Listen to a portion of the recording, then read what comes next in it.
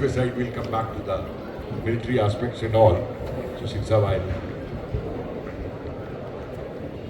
आप लोगों सभी को मेरा नमस्कार। अभी प्रोफेसर साहब ने कहा कि ये तो चीज़ें हमेशा मौजूद थीं जो तथ्य बता रहे थे, आखिर इन तथ्यों से आप लोगों को हमको दूर क्यों रखा गया। तो ये तो इतिहासकार है, लेकिन एक इतिहास को बिना गहराई से जाने एक अच्छा मिलिट्री एनालिस्ट भी नहीं हो सकता है, डिफेंस एनालिस्ट भी नहीं हो सकता। तो मेरा अपना मेरा विश्लेषण है क्यों दबाया गया इन तथ्यों को। इसका कारण है कि अगर आप पूरे फ्रीडम स्ट्रगल को आप देख लें, अगर 1901 से और 1947 तक आप देख लें, तो इसके 3 फेजेस हैं।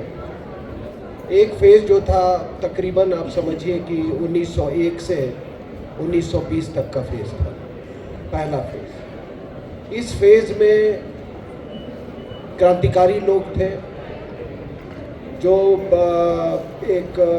It is sad to say और it would be wrong to say that was a violent route, that was a revolutionary route, जो कि बिल्कुल जायज़ रूट था।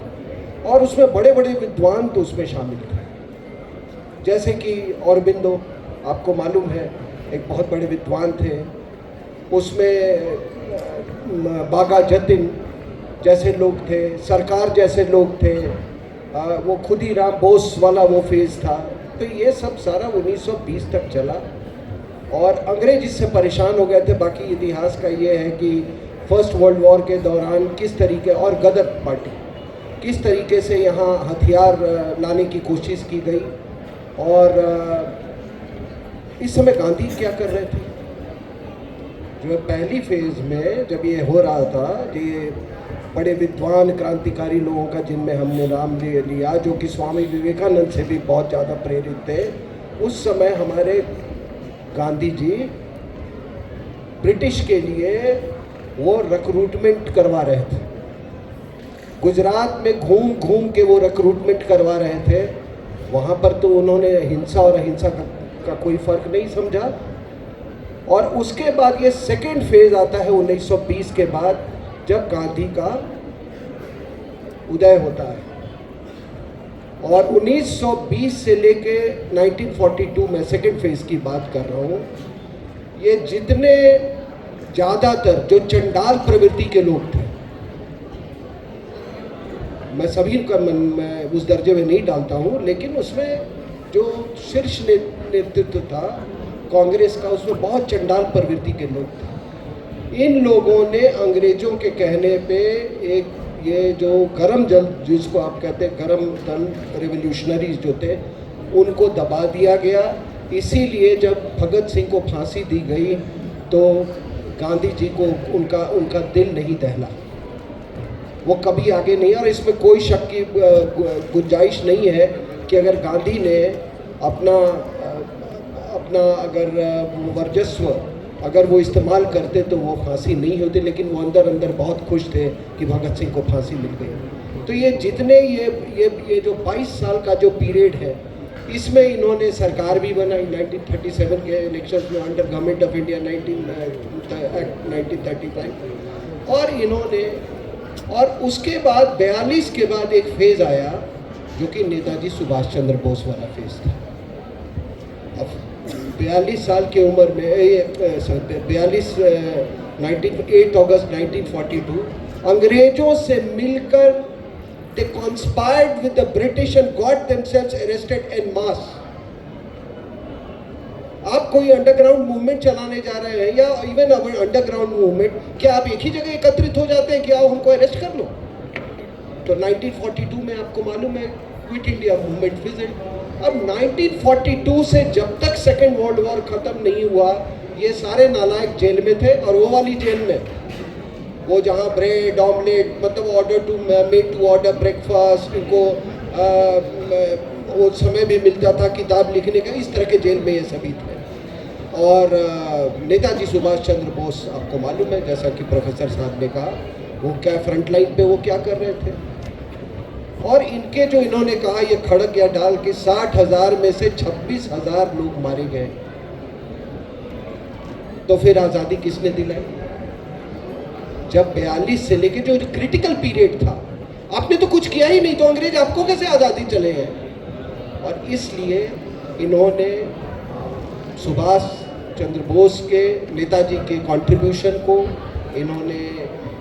इन्होंने इतिहास के पन्नों से उसको मिटाना चाहा, लेकिन सच कभी मिटता नहीं है।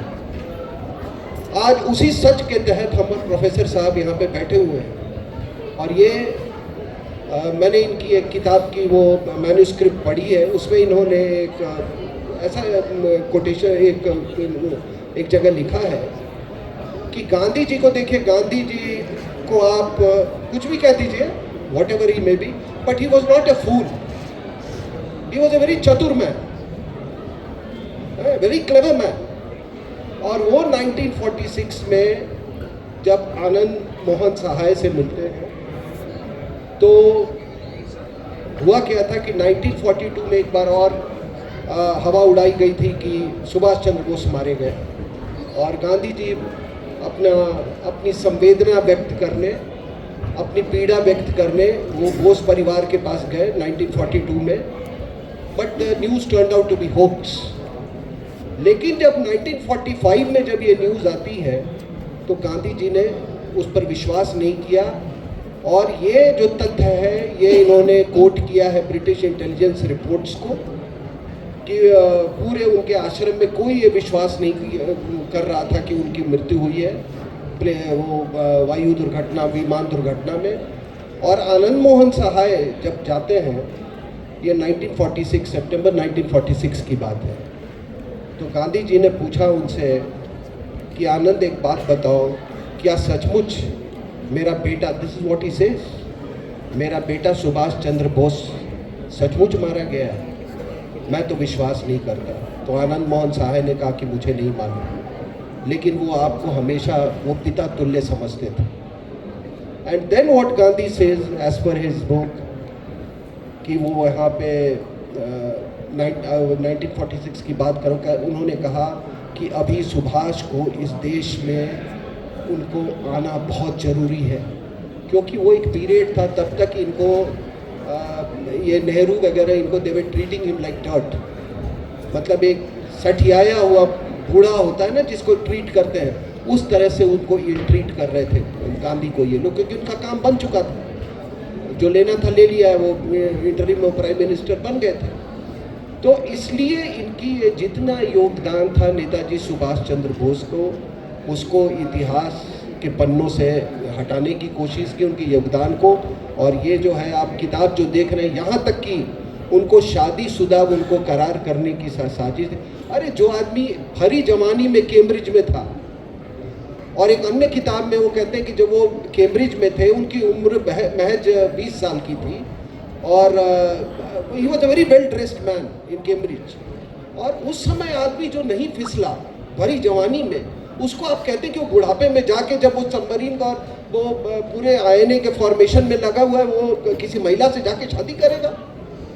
इसलिए मैं चाहता हूँ कि ये किताब जो है इसको एक बार उलट के सभी लोग ज़रूर देखें, पूरे तथ्य के ये साथ हैं। और शायद आपको इस बात का जवाब मिल गया कि सुभाष चंद्र बोस के मेमोरी को, उनके कंट्रीब्यूशन को क्यों इन लोगों ने दबा के रखा।